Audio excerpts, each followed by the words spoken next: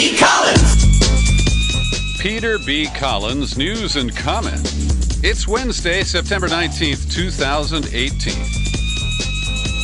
Brett Kavanaugh's accuser of teenage groping and sexual assault has heavily lawyered up, and her attorneys are pressuring the Senate Judiciary Committee to delay next week's scheduled hearing and require an investigation first. Now, under normal circumstances, this would be seen as a reasonable request.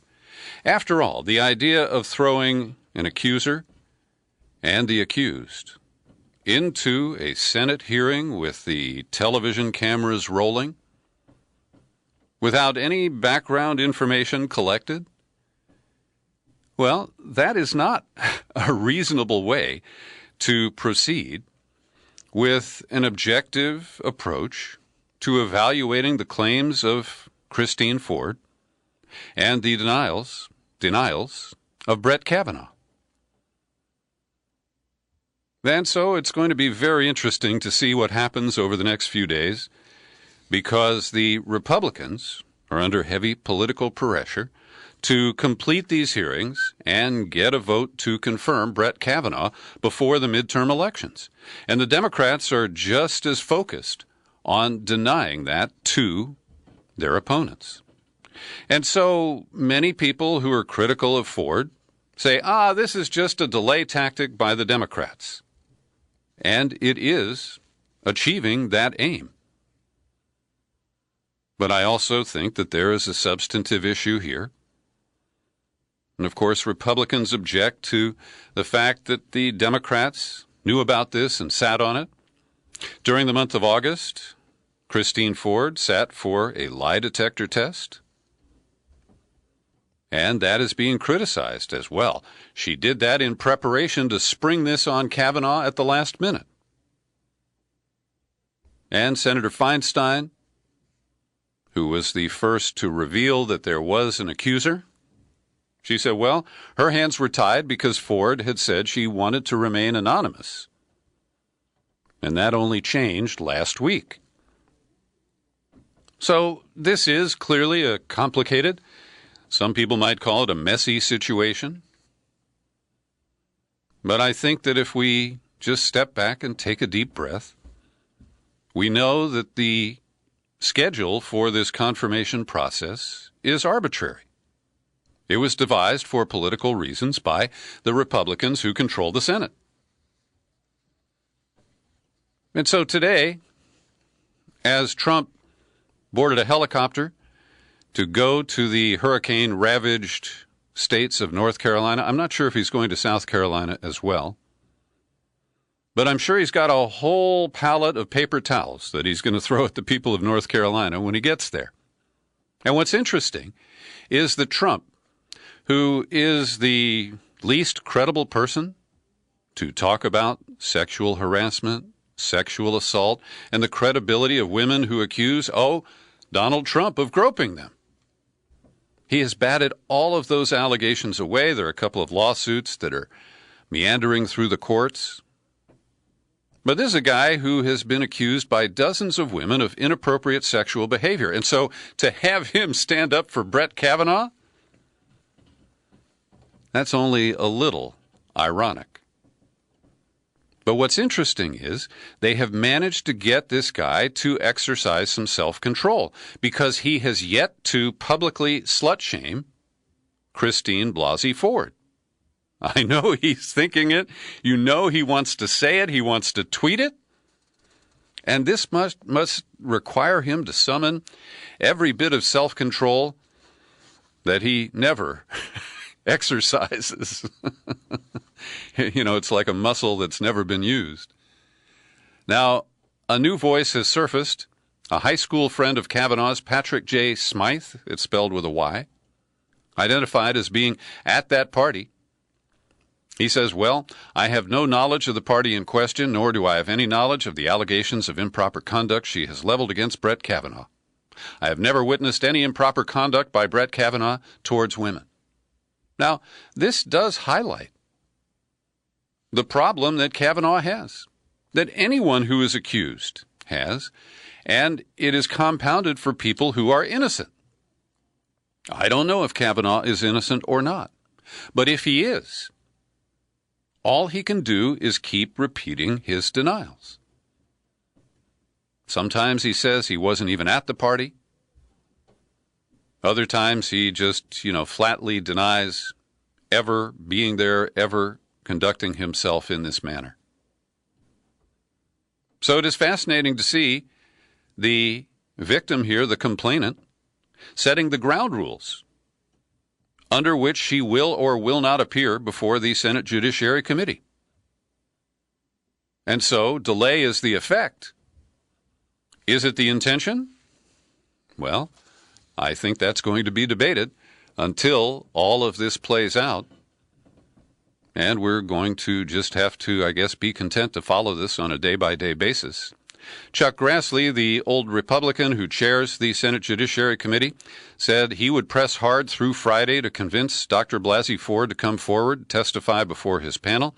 He repeated an offer to let her testify privately, participate in an interview with staff members, rather than make a public appearance in front of television cameras. I doubt that is the way this will be handled, but it's possible. Now, Onna Hirono, the senator from Hawaii, has impressed me with her strength and tenacity in this episode. She said, look, this is what they did to Anita Hill. She said, we're not going to participate in a smear campaign and basically a railroad job. I just want to say to the men in this country, just shut up and step up. Do the right thing for a change. Wow. I didn't know Senator Hirono had that in her. Kavanaugh, rehearsing for next week, did what they call a murder board for law school and doctoral dissertations. He practiced answering tough questions about his partying, his drinking, his friendships. And one of the people who is helping in these preparations is Bill Cheyne, the latest White House communications director. He took Mooch's place after, what's her name? I can't keep track of all those people. Anyway, Bill Cheyne is the guy who ran the cover-ups at Fox News. Covered up for Roger Ailes, covered up for Bill O'Reilly. So he's an expert at trying to suppress what Bill Clinton's team called bimbo eruptions. So this is a fascinating episode. Oh, and I have more here on the back page of this. Mark Judge is the guy who wrote a novel in 1997 called Wasted, Tales of a Gen X Drink. Now, Mark Judge says he does not want to appear or answer any questions before this Senate committee to help out his good pal Brett Kavanaugh. They graduated from the same class there at Georgetown Prep. And get this, last week, Mark Judge said this never happened. Now, through a lawyer, he says Judge has no memory of this alleged incident. That is a not-so-subtle change in his position. Now, in Judge's 1997 book, one of the characters is a Bart O'Kavanaugh who passes out drunk, throws up in a car, and in the high school yearbook, Mark Judge quoted a playwright alongside some family photos, and the quote is, "Certain women should be struck regularly like gongs." Wow. And his yearbook entry appears one page before Brett Kavanaugh. Yeah, J and K, it's the alphabet. So if they trot out Mark Judge, and I'm not the only one in America who first did a double take and said, is that Mike Judge, the guy who did Silicon Valley? And what, he had an animated series before that? No, a different Judge in a role in a judicial confirmation hearing. Now, this gets a little complicated, but there's a lawyer named Cyrus Sinai, and he claims that there are people employed in the federal judiciary who knew Alex Kaczynski before he resigned from the Ninth Circuit Court of Appeals here in San Francisco. And he was the chief judge, Alex Kaczynski. He got bounced because he had porn on his office computer. He showed it to his law clerks and others in the office to kind of see their reaction. And he also was accused of sending out emails that crossed the line in terms of sexism and racism. So what's at issue here again is the credibility and the honesty of Brett Kavanaugh, because this is indirect information that challenges the claim that Kavanaugh has made that he really didn't stay in touch with Kaczynski that much, and he was just shocked when the news broke that the judge was being forced to resign. Well, it turns out that Kaczynski's son has been a clerk of Kavanaugh's, and it appears that the claims that they haven't been in touch are not accurate. So this is a kind of an interesting byproduct of the Christine Blasey Ford development, in that it gives a breather and some time for other people who may have issues related to Kavanaugh to surface. Now to the politics of all this. This really upends the strategies of the red state Democrats, the spineless, lily-livered, yellow-bellied people I've been talking about, Joe Manchin of West Virginia, Heidi Heitkamp of North Dakota, Joe Donnelly of Indiana. Because they were counting on enough Republicans voting for Kavanaugh that they could vote for him too and avoid the Twitter wrath of the president and kind of mollify some of their more conservative voters in these red or reddish states. But if Kavanaugh is disqualified by whatever testimony surfaces relative to Christine Ford, well, this takes away the veneer of coverage that those conservative Democrats had. It puts pressure on the moderate Republicans, and I use that term with heavy air quotes. We're talking about Susan Collins and Lisa Murkowski. And so the count of votes in the Senate is really scrambled right now. And, of course, this can roil the waters in advance of the midterm elections, because the Republicans had hoped to steamroll this through, forcing the Democrats to take a position that then they would have to stand for on Election Day. But if all of this is deferred until after the election, or if Kavanaugh withdraws, or in the unlikely event there's a vote and he is not confirmed, well, that's a real monkey wrench in the machinery for so many of these vulnerable people. You also have to throw in the unknowns of Jeff Flake in Arizona and Bob Corker of Tennessee. They are lame ducks by their own choice. They are not returning to office. And they could, at one point, find a center, a moral center. But I am not betting a dime on that. You can be sure. And to a new poll, and consider the source, this came out of the conservative Hoover Institution at Stanford University. Now, what's called the generic poll shows that Democrats are favored by voters over Republicans 54 to 46%. But when you take into account the gerrymandering and various other issues, the current claim is that the Democrats have a shot of narrowly reclaiming control of the House. Here's a quote from a guy named Rivers. He's a professor there. And let me get his first name, Doug Rivers, chief scientist at YouGov Global Polling. He's also a political science professor at Stanford. He said there's a rather good opportunity in Tennessee, Nevada, and Arizona, and then the long shot, which would be Texas. That's Beto O'Rourke, surprising in a defeat of Ted Cruz. I don't think the math adds up for a change.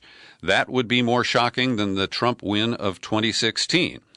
Now, related to the House, he said Democratic turnout in recent special election has been off the charts, and if that is maintained, there's a 75% chance of Democrats taking the House, but he believes it would be by just a handful of seats. And another guy, David Brady, also a political science professor at Stanford, said, I think the Democrats will take the House, but at this point I don't see a wave election where it gives them a 10 or 20 seat majority. He said the 9 Senate races are too close to call. In order to take the Senate, Democrats have to win 7 of those 9, and I think the odds are long. Over at Consortium News, my good friend Ray McGovern has a piece related to Donald Trump's announcement on Monday that he is declassifying documents, text messages, and other materials related to the so-called Russiagate investigation. And this relates to the application for a FISA warrant on Carter Page and other matters as well. As I mentioned, I don't believe there's any reason to hold this back. We're hearing from the FBI and the spooks and the Democrats that this could, permanently damage our investigations and intelligence operations, and I flatly reject that, and Ray McGovern considers those bogus as well. But he asks, can President Trump be unaware that those he ordered to do the declassification, top officials at Justice, the FBI, and in the intelligence agencies, have zero incentive to comply immediately, and they have -0 incentive, as the top echelon see it, to throw their former bosses, colleagues, and co-conspirators under the bus by releasing the family jewels. And Ray has 2 bon mots here in this piece. One is a term that he coined, HWHW, which is Hillary would have won. And he says people who have the HWHW virus are captive and a little bit unable to think freely. And then he quotes Mark Twain. It's easier to fool people than to convince them that they have been fooled. And I think that is the case. Now, Ray goes a little too far in supporting Devin Nunes, the troubled Republican chair of the House Intelligence Committee. But as you know, I do think that there is a counter-narrative. The counter-narrative is as speculative right now as the official narrative.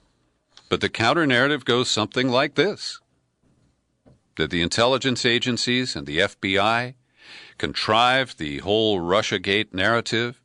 They entrapped George Papadopoulos. They used Carter Page, who had already been under surveillance by the government in the past. And they used that to produce the FISA warrants. And as you know, I believe there's a whole network related to Fusion GPS, the American company that served the Clinton campaign, that hired Christopher Steele, Steele's company, Orbis Communications, a related British firm called Halyuk, which is connected to Stephen Halper, the American. And then there is Alexander Downer, the Australian former diplomat, who also is tied into Halyuk and Orbis. And Alexander Downer has been stalked by BuzzFeed News. And they keep asking him to comment about Papadopoulos. And Papadopoulos has been tweeting with increasing intensity, quote, "The notion that Downer randomly reached out to me just to have a gin and tonic is laughable. Some organization or entity sent him to meet me. For the sake of our republic and the integrity of this investigation, I think it's time Downer is as exposed as Christopher Steele." Now, George Papadopoulos pled guilty to lying to the FBI, and at some point he's going to jail for 14 days. That's all they got on him. Now, I'm dubious about trusting what he has to say. At the same time, John Brennan and James Clapper and the people who have driven the Russiagate narrative are proven public liars as well. And so this is the conundrum that we face. And Alexander Downer has this practice statement. It's not in Australia's national interest that I get involved in this debate, and I'm not prepared to. I'm not getting involved in American politics. Well, hey, how about just honestly saying what drove you to that bar that night to hang out with George Papadopoulos? And so I smell rats, and I'll continue to look for them. I was intrigued last night. Rachel Maddow spent most of her hour-long program interviewing Hillary Rodham Clinton. And I found it fascinating. And let me first say that Hillary Clinton showed her skills. She is a smart woman. She is a knowledgeable person of U.S. government. She understands politics and plays it very well. In fact, I give her credit for playing at the highest level. And when she and Rachel went back and forth over Russiagate and the additional information that Hillary has added to her book that was published last year, that was the excuse for this interview. All I can say is they can have each other.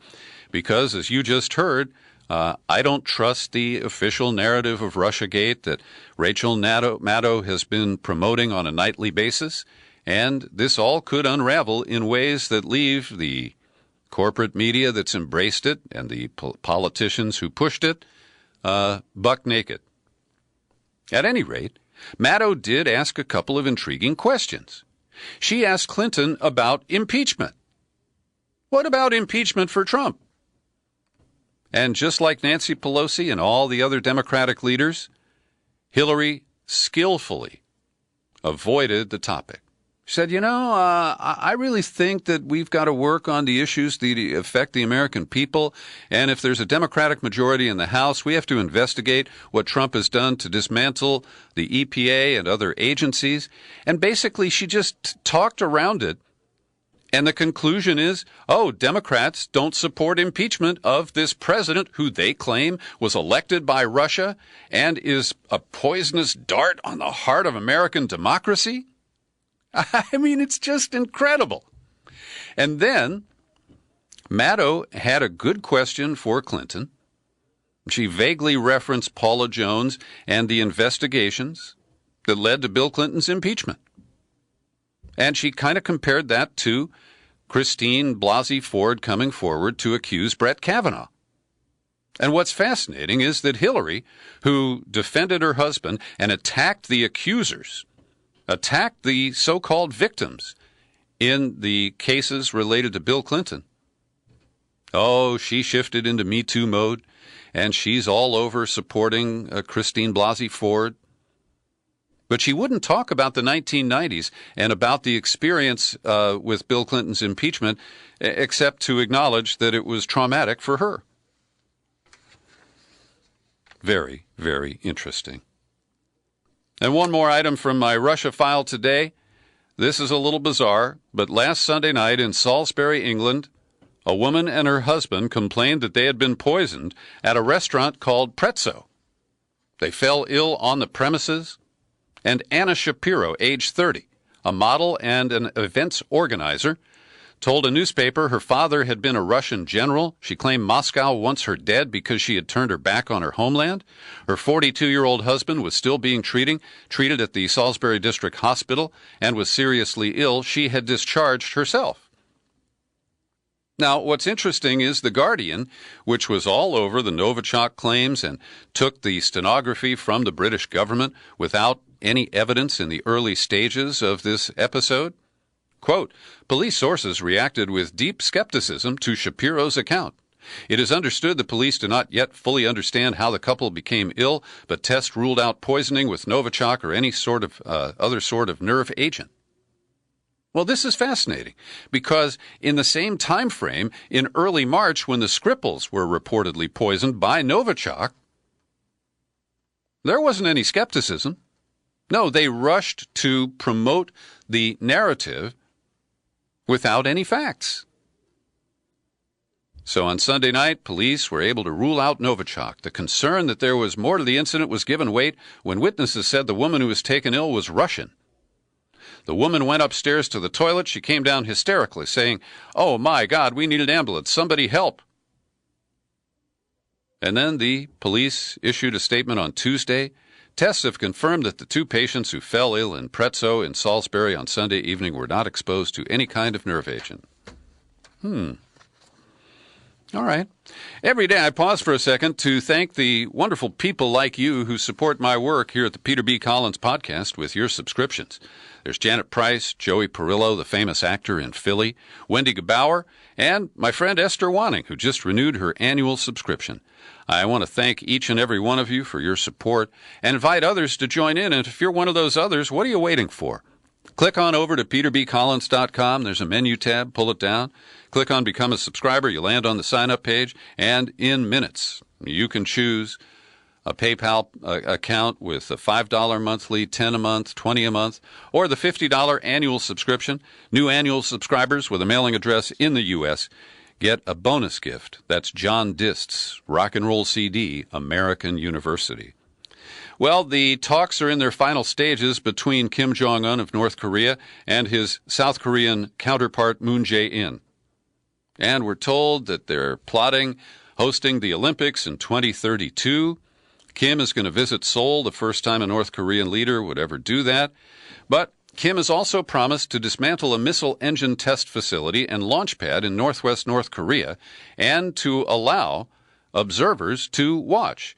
He has also said he will permanently dismantle the Yongbyon nuclear complex, the heart of his program, and others. But he hasn't responded to demands for an inventory of his nuclear weapons and related disclosures that would allow for inspection to see if those reports are true.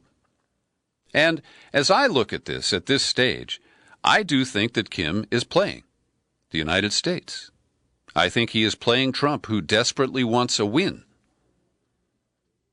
And I think that unless the U.S. moves forward to formally end the Korean War of the 1950s with a treaty, and I believe that treaty process, as I have argued previously, is the way to deal with the nuclear issues as well.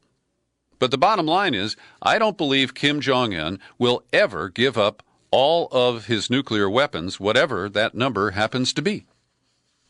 And so I think this is going to be a long, long slog. Trump continues to publicly attack and humiliate his Attorney General, Jeff Sessions. Yesterday, in an interview with The Hill in Washington, he said, I don't have an Attorney General. It's very sad. But today, as he was talking to reporters before taking those paper towels to North Carolina, he said, we have an Attorney General. I'm disappointed in the Attorney General for many reasons. When pressed, he said, well, I'm not happy at the border. I'm not happy with numerous things, not just this, referring to the Russia investigation. And Mike Pence, the vice president, knows how to deliver some brutal payback. Over the summer, a senior official at USAID was quoted in the Wall Street Journal, I believe, yes, in a column in the Wall Street Journal, in a way that criticized Mike Pence, related to money that is earmarked for Christian groups in Iraq. The next day, Maria Longi was fired from her job of almost 4 years and reassigned to the War College. Mike Pence, he's a brutal bureaucratic player, no doubt about it. Yesterday, I reported the concern in North Carolina where Trump is taking paper towels.